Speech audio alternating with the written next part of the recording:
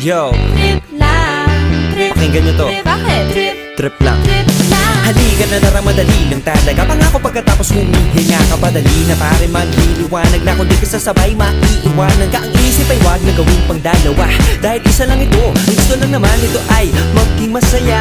Para di ka mabato ay iwasan mo ang pananatili sa isang lugar. Ibig ko sabihin ay huwag ka papasakop sa takot, wag ka papasakop. Kapag nangate, di ka matito isipin mo. Tinipan sa lahat ng karanasan mo dito sa mundo. Bilang tao, gano'n pa rin hindi nagbago. Pinakamasaya yung di pinlano. Kasi pag